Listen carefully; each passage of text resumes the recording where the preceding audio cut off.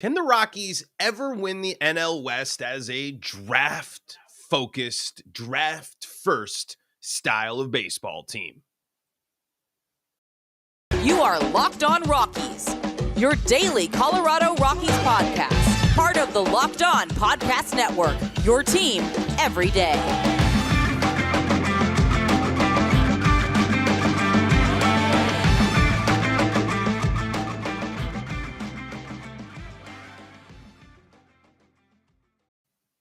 Rock on Rockies fans, welcome into the Locked On Rockies podcast for today, the 14th day of December in the year 2022. I am your Rockies fan extraordinaire, Paul Holden, bringing you your daily Colorado Rockies podcast right here on the Locked On Podcast Network, where you can find your team each and every single day. And if your team is the Colorado Rockies, well, you're in the right spot, because that's what we do around here is we talk about the Colorado Rockies every day here.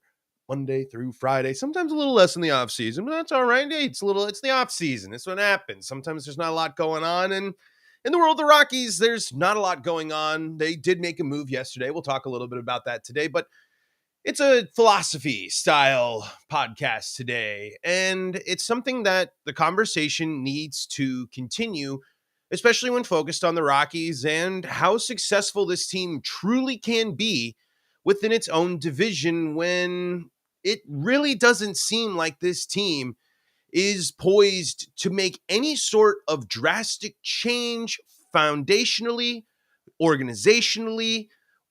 The philosophy of the Rockies has not gotten them an NL West, and we're just talking NL West championship here.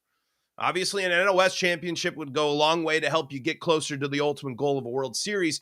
But I'm talking about just an NL West title, and I'm talking about NL West relevance as well.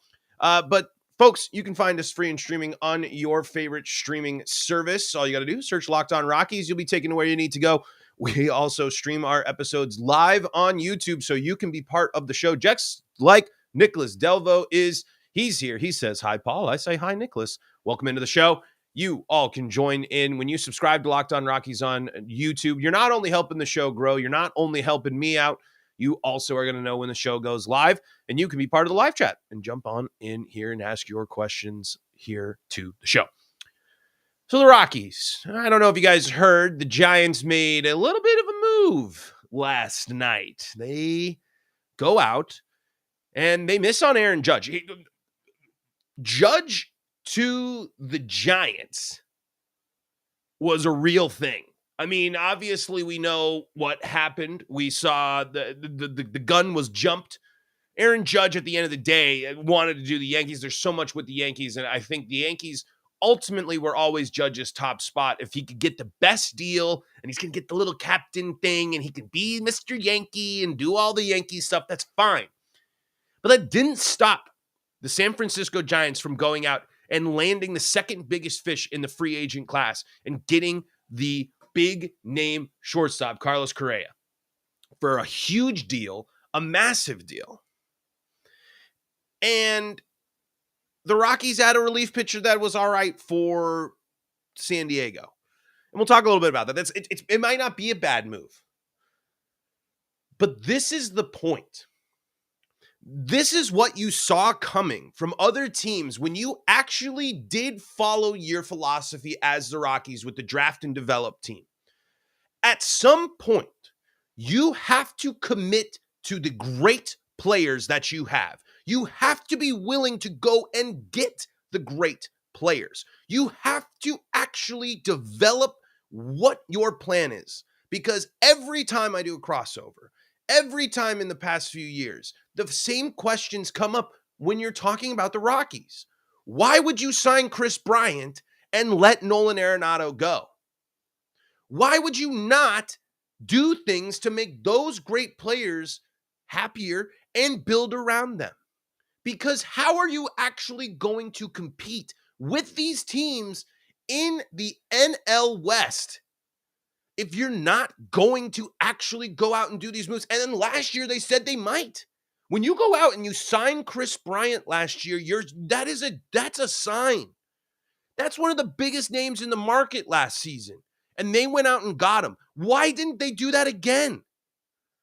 Are they that confident Are you that confident in a wave of prospects coming up through the system? Are they going to be truly enough? The 3 to 4 big prospects, are they truly going to be enough to compete with these teams in the NL West? That's not the case. I really don't think so. The Giants are going to add by signing free agents, and also they have a very strong organizational structure. They can not only sign big name agents, they've also been able to bring people in. It didn't work out last year as much as it did the year before, but they've revitalized careers. They've had people bounce back. Oh yeah, and they're really freaking good at home still. The Rockies are so far behind the top of the NL West. And these teams, the Giants, the Dodgers, and the Padres, the Dodgers haven't done it so much yet. But what have those 3 teams done this offseason? Like I said, Dodgers not yet. But what have the Padres and the Giants done the last 2 years? Big moves to build their team. Veteran names, making deals, going after good, developed, real players. The Rockies cannot stay impactful. The Rockies cannot compete until they start realizing how difficult it's going to be to keep up with these teams. How are you supposed to keep up with the Padres if they're going to go out and make a deal at the deadline to add great people every year and also sign them? I mean, look at the rosters, folks. Even with the excitement of these prospects, and I am excited for Montero and Veen and Tovar and Tolia and Bouchard. I am. But I'd be a little bit more excited to be a Padres fan. I'd be way more excited to be a Giants fan, and I'd be a spoiled Dodgers fan. Arizona has a lot more interesting stuff coming up within the system. The Rockies are not doing enough to win the NL West. Throwing in the towel for a little bit, maybe, and seeing what happens after these teams peter out, maybe that's part of the plan. But here's the deal. They're changing their entire philosophies. They don't care if they have windows. They're going to go after it, especially the Padres. Especially the Padres. They have shown since they got Manny Machado that they are not afraid to make trades, to sign big names, MLB quality level talent. This is the great all-star caliber players. The NL West is bringing them in. The Diamondbacks had people injured and have brought them in and have developed. The Rockies have not. The Rockies are sending no offensive player to the World Baseball Classic. That's an interesting little thing to think about there, folks. The only players that are representing the Colorado Rockies throughout most nations in the World Baseball Classic are pitchers. There is no one on the Rockies lineup that brings the fear that you see in these other lineups. But you know who did? You know when they did have fear? You know when they actually were one game away from winning the NL West? Is when they did develop those players. And instead of buying into those players that they drafted and developed, they did not go after big names and they did not build up their team. And this is the result. It is going to be another 5th place year for the Colorado Rockies in the NL West. The Giants, the Padres, and the Giants and the Dodgers will dominate the Colorado Rockies again next year. History has shown that the Rockies have been a thorn in the side of the Padres, but the Padres get better, and the Padres will be better. There's kind of a guy named Tatis. I know there's a lot of stuff, but he's still lurking around there. Are you truly confident as the Rockies to sit here and say, these prospects are enough to make us a threat in the West? And the answer is no. They're not. And when the Rockies did bring up a crop of prospects that were good enough to help them compete to the NL West, they didn't support them. They weren't willing to go big. They weren't willing to make bigger deals. They weren't willing to build up their successful teams. Folks, there is a distinct, maybe not so much next year. Maybe DJ is on the way out. But folks, wouldn't you feel a heck of a lot more confident still about the state of the Rockies if they had that playoff infield still, minus first base? I know I beat a dead horse on that. I know I bring up that team so much. But the Rockies had the plan and stuck with it, and they didn't build off of it. And now they're dealing with this. They say Nolan actually opting in saves them money. The deal that they gave to the Cardinals, too, it's not helping the Rockies win the West. The way the Rockies handle and approach their roster construction, the trade deadline, and free agency is not keeping them relevant in the NL West here. We're going to check in on some of the comments from the live chat here. I got a little fired up there on that because it's something that I think is painfully obvious. I know it's not that great, like crazy of analysis, but it's exhausting to be a fan of a team that's going to sit there and tell you about being competitive and blah, blah, blah, and rolling out the teams that they are. Because we don't get to embrace rebuild franchise mode until the team actually embraces that, and that's not what the Rockies do. If you want to get in on the action, maybe you think the Rockies will do a little bit better. Maybe you're thinking there's going to be a big season from Kris Bryant, something like that. Well, you can check out on all the future props, all the action at betonline.net. It's your number one source for sports betting info, stats, news, and analysis. You can get the latest odds and trends for every professional and amateur league out there, from pro football to college bowl season to basketball, and now the World Cup final coming up here this weekend. Morocco just going down to France here shortly before recording. They got it all at betonline.net. They got sports podcasts too, so you can stay up to date with all that sports betting info, stats, news, and analysis. They're the fastest and easiest way to get your betting info. You can head to the website. That's betonline.net. Or use your mobile device to learn more. That's BetOnline, betonline.net, where the game starts.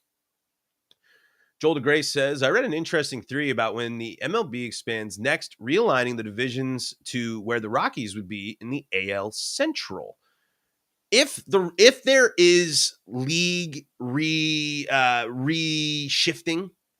the Rockies will not play the West Coast as much. There's way more interesting things and making it the West region and making it make more sense. Seattle would love to not travel across the country as much.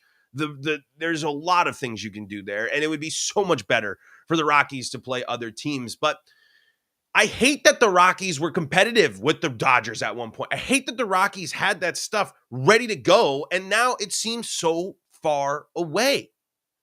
If you're going to be in your division, if you actually want to be considered a division rival, you have to do things to stay up to compete with these teams.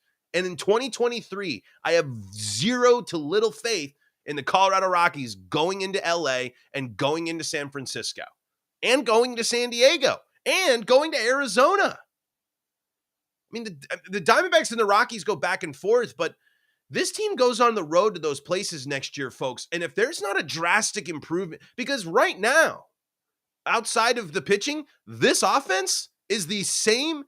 Add in Kris Bryant. And Kris Bryant will win you a couple more games, sure, but it's not going to change. And maybe like we said, maybe the Rockies aren't looking to do a big change. They're going to keep it slow and low and keep giving opportunities to young guys. Fine. But the question of the show is, can the Rockies ever succeed in the NL West with the way they run their organization, with the way things have gone in their history? And it's already shown us, no, they can't. No, they cannot until they do something different. The one year that they did do something different was when they actually knew that they bought in to their players and believed in the superstar talent level of their players, because they were superstars, including a good Charlie Blackmon that year. This team has to change the way they handle their competitive windows, because the Giants will do this again when they know that they have something. The Dodgers will always do that. The Padres are always going to do it. And who knows what the Diamondbacks might start doing. Elmo Selig says, I mean, Correa is one of the most hated players in the MLB, so I'm not upset about landing him. Come on, folks. But he's so good. He's so good. You would take Jose Altuve. You would take Justin Verlander. You would take all those players. They're great players. Yes, they buzz, but folks, remember, cheating in baseball was not exclusive to the Astros. The Astros just got caught, and we're doing it on the biggest stage.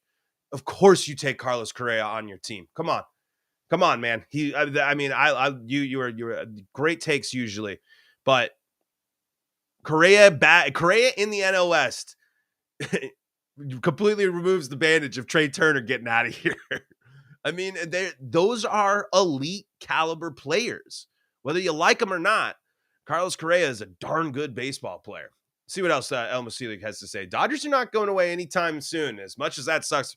Yeah, that's the other thing. The Dodgers not only make deals, sign big players, spend money, but they got the farm. They develop. They do it all. And again, folks, I believe the Rockies can do this. The Rockies have a unique environment. They have a unique situation. It just takes leaning into that, and it just takes buying in to your teams. The Rockies haven't truly bought into teams. 2007 was lucky, folks. Let's be honest. They were not bad. I mean, when they got to the World Series, the Red Sox were the better team, and they got steamrolled. When your team on paper isn't as good, and it's that good momentum. We saw it last year, or we just saw it in the World Series this past year. Phillies, great story.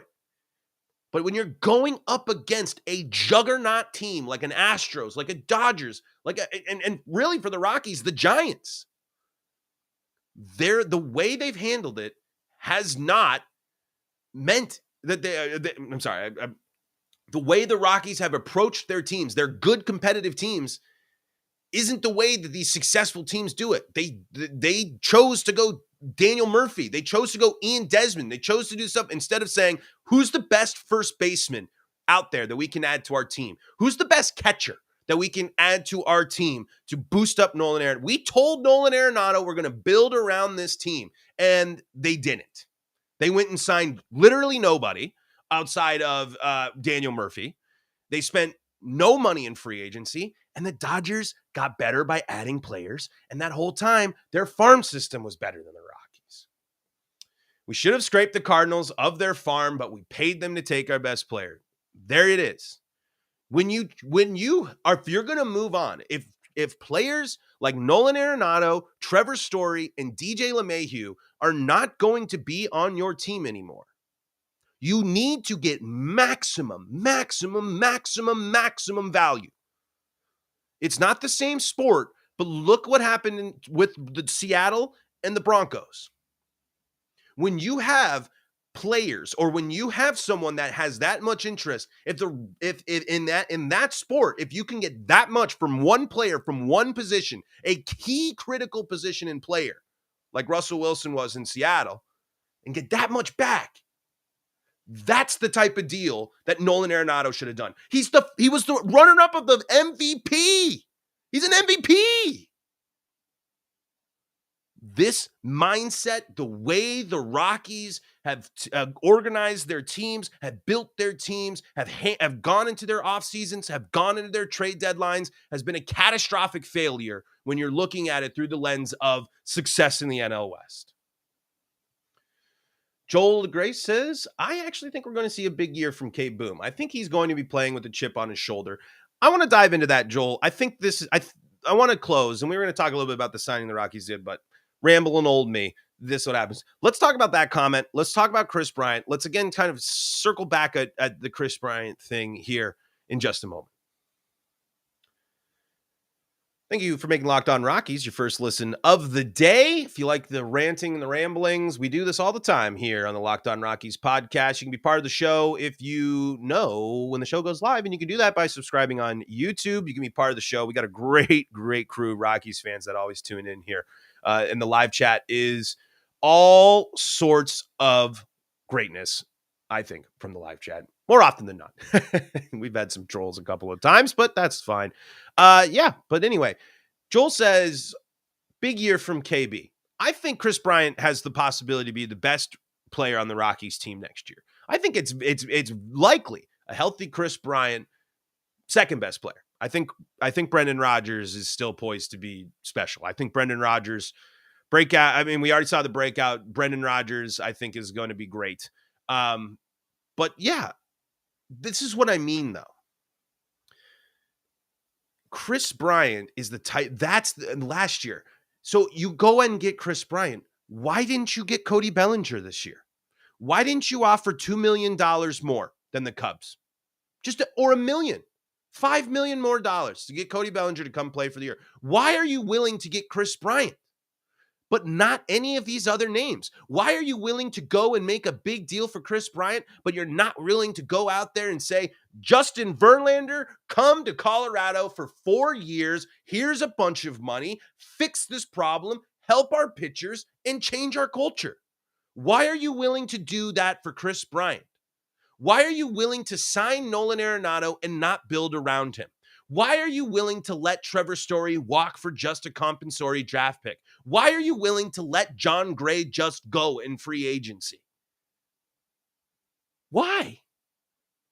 These are all players that could have massive impacts, that were all good Rockies players. Why are you willing? Just because your team loved Kris Bryant and it was finally the moment, they were like, yes, finally, we got rid of that Nolan guy. Here we go. We can finally get Kris Bryant. Who cares? Doesn't matter if he's not going to play, and it doesn't matter if he's playing on a team that's 5th place in the NL West by 30 games.